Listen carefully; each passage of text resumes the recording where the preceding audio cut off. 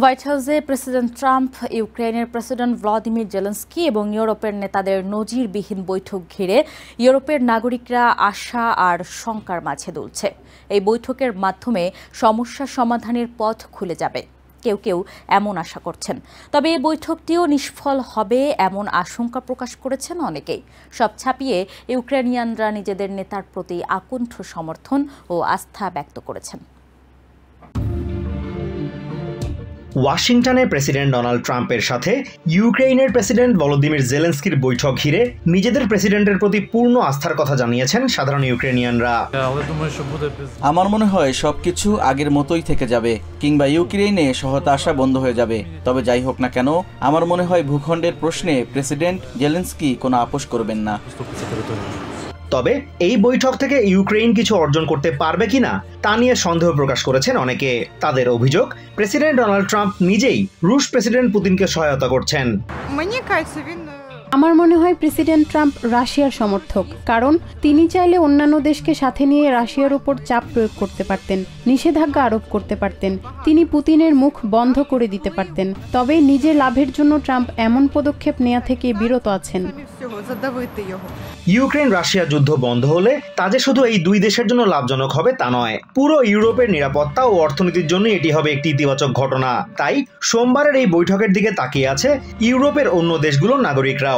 লন্ডনের বাসিন্দা Christie Roberts মনে করেন, সমস্যা সমাধানে আলোচনা সবসময় ইতিবাচক ভূমিকা পালন করে। তবে এই আলোচনা যুদ্ধ বন্ধে সমর্থ হবে কিনা তা নিয়ে সন্দেহ প্রকাশ করেন তিনি। Well, I think any kind of conversation has got to be a good thing.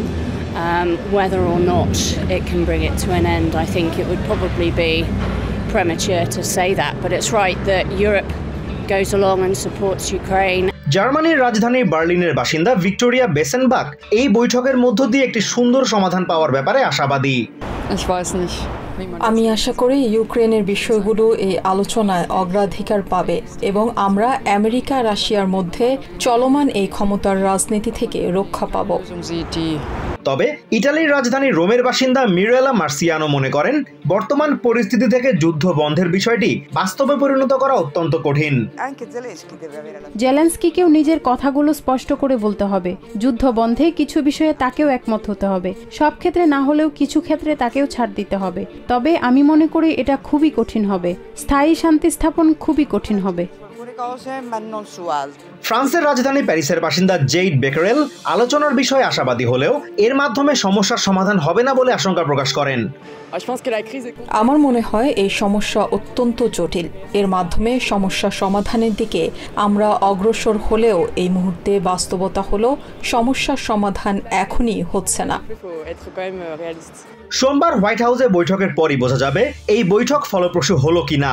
তার আগ পর্যন্ত পুরো বিষয়টি ঘিরে বিরাজমান অনিশ্চয়তা বজায় থাকবে। Azimur Rashid Kanak, TVN 24 news desk.